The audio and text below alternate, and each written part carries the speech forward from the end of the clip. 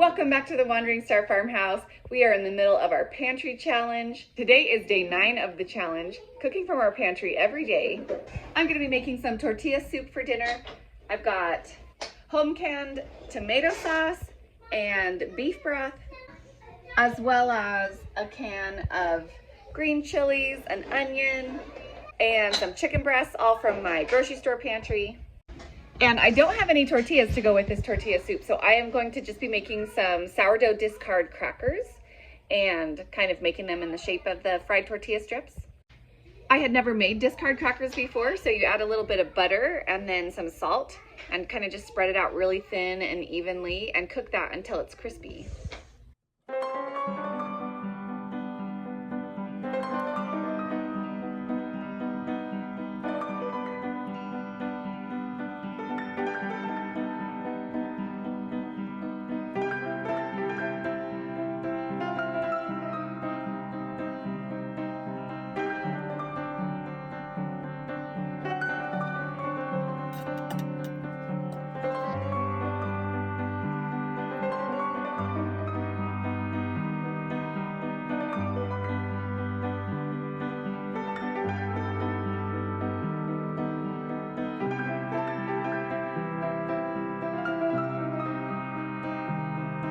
All right, tonight for dinner, we're making my friend Wendy's tortilla soup recipe. And we started with broth. We've got 4 cups of broth, and then an onion and a couple cloves of garlic, and now a can of green chilies. And her recipe calls for diced tomatoes, but I didn't can any diced tomatoes this year. I don't feel like they hold up very well when I can them, and it's basically like tomato sauce in the end. So I'm gonna do tomato sauce. And then I have 2 chicken breasts that are cooking, half a teaspoon ground cumin, and a tablespoon, she calls for lime juice, but I'm gonna add lemon. Now I'm gonna add that chicken in as well and cook until it's all done. And here's my little toasted tortilla strip stand-ins. Okay, my friend's recipe doesn't call for any beans, but we're kind of a bean family. I don't know what that means. Plate that up. And I almost forgot that one of the reasons I decided to make this tonight was because I had some avocados that were going to go bad in the fridge. Earlier today, I was working on some bread because the family needs bread. So I am working loosely off the King Arthur flour rustic sourdough recipe. And it is the one that actually adds a little bit of commercial yeast. And the reason I'm doing that, I think my yeast is I think it's getting pretty active. I pulled it out of the fridge and I've fed it a couple times. I still just want it to go a little bit faster today. I'm gonna need this bread to be done today before I go to bed. I'm adding a little bit of yeast this time, about a teaspoon. When you're working with sourdough, it's really nice to measure out your sourdough starter and then add the liquid next, because then you make sure that you get that sourdough all incorporated through. This isn't in the recipe, but I'm adding a 1/4 cup of powdered milk. Powdered milk just acts as like a dough enhancer. It kind of softens the bread and makes it nice and fluffy for sandwich bread. So I'm adding that. What is it? Well, let's add some of this flour first. Okay. Okay. So the total amount of flour that you add is You need help? 5 cups. So I actually have about 4 cups of all-purpose flour, 2½ teaspoons salt. I like to get things incorporated. I don't like to add the salt first thing right away to the yeast because salt is a little bit of it tempers the yeast. And so I don't want to I want the yeast to get started going and not shut it off too quickly. So I'm doing 4 cups of all-purpose, and then I have just 1 cup of wheat flour, and it's already time for me to grind some more wheat. So I'm wanting to definitely incorporate more whole wheat into my bread baking this year and into the things I'm making for the family. It's kind of, I went through a phase before where I was really strong into the whole grains, and then I haven't been doing as much of that in recent years. So we're gonna kind of do some more of that this year. But we're making bread for the family. That's right, we are making bread for the family.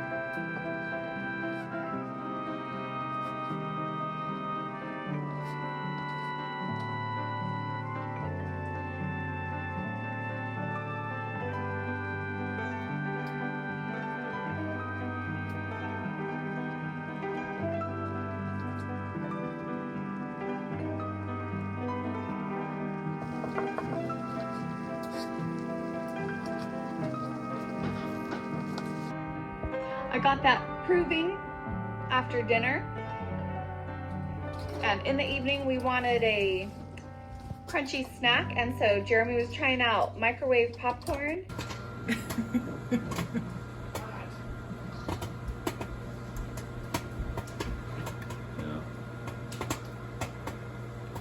Génial, mais je suis un peu perdu. Comment as-tu commencé? Comment as-tu commencé? Then we baked the bread and pulled it out of the oven right before bedtime. Today is Friday, January 10th, and we are going to have pizza, Friday pizza day. So I got some pizza dough going. I doubled my batch so that I could put a little bit of pizza dough away in the freezer too. That kind of thing really helps me out when I'm doing the pantry challenge, so that I can have shortcuts or faster meals available on days when I might not have a lot of time. And here's what we've got in terms of toppings tonight. We're gonna do one pizza. Here's just the regular Italian sauce, pepperonis, olives, maybe some pepper rings. And then I wanted to make a fun pizza that Lisa from Farmhouse on Boone has talked about in the past. This is kind of just my version. I've got a spicy barbecue sauce for the bottom, and then I'm going to use some of this cowboy candy, the pickled jalapenos, because I'm trying to find ways to use those where you just use them a little bit as a condiment. And then dates and goat cheese. So that's going to be the kind of gourmet pizza we're going to have going on as well.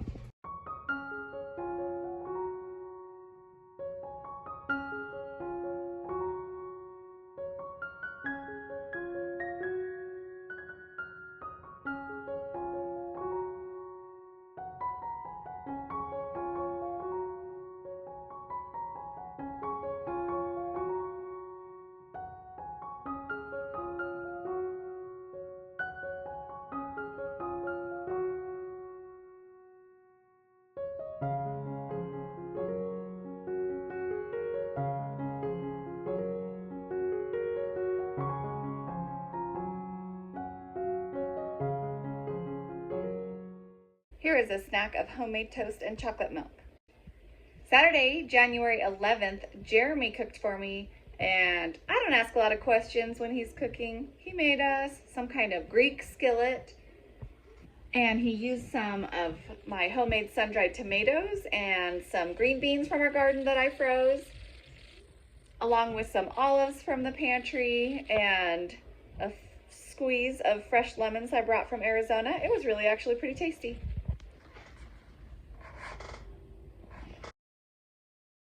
Today is Sunday, January 12th, and at church today, somebody offered me a large bag of Brussels sprouts. So we brought those home and tried to figure out what we wanted to do with them for dinner tonight. So I found this idea for a sheet pan dinner with the Brussels sprouts and potatoes. And then I threw in one of my homegrown sweet potatoes as well. Toss that all on a sheet pan with onion powder, garlic powder, paprika, salt and pepper. And then if you want, you can actually crack the eggs right onto the sheet pan, or you can fry the eggs separately.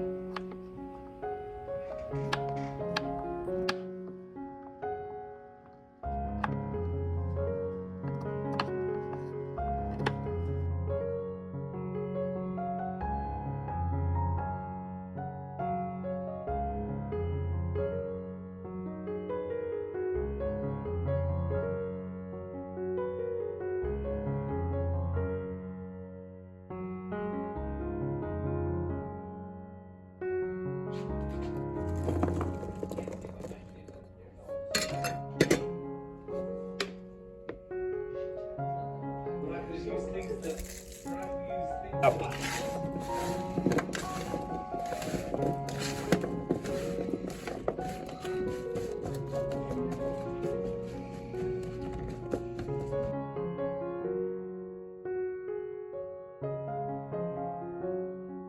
For dessert, Jeremy made us a caramel raisin pudding, which is kind of one of his family traditional Sunday evening desserts.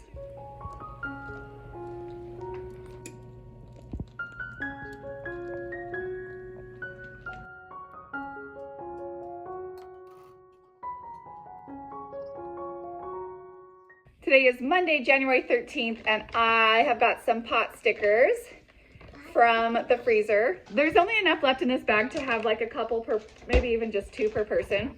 So I'm gonna be making some fried rice to go with it. And I started the rice earlier today.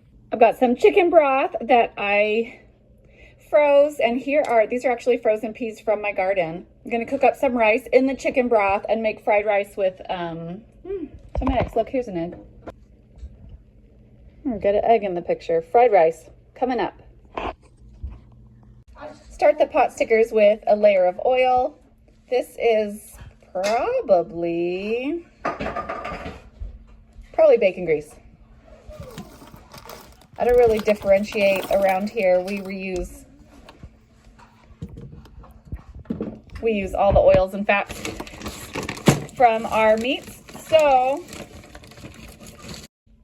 it's a 12-inch skillet, so I'm going to use a cup of water.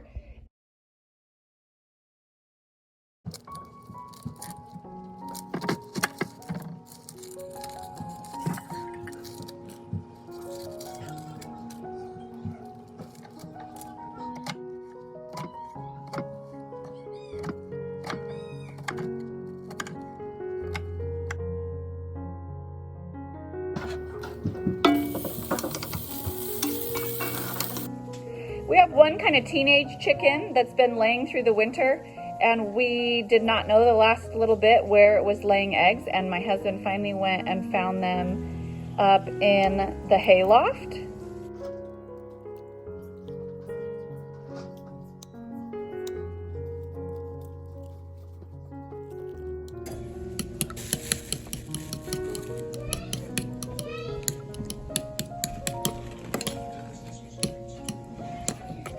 These are mostly frozen still.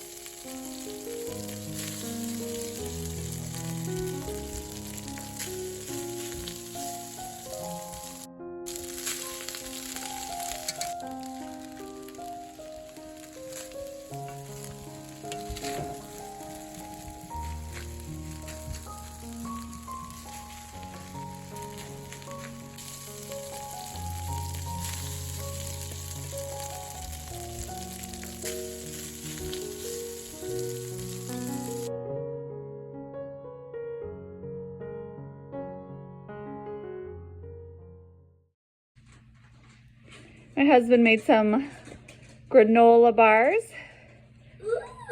for kids' snack for lunches. Today is Tuesday, January 14th, and I am going to be making sweet potato stuffed shells for dinner. My kids actually really like this. They don't whine about the sweet potato in this dish at all. So it's one I'm always excited to make with my homegrown sweet potatoes. Then I've got a jar of home canned tomato sauce and jumbo shells from the pantry and some cheese from the fridge.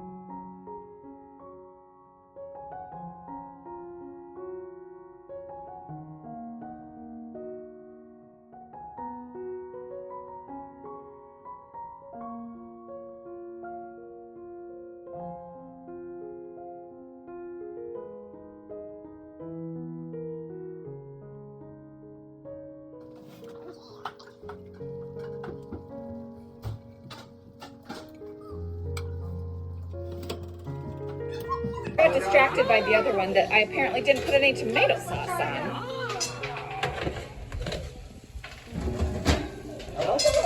Give it the tomato sauce down.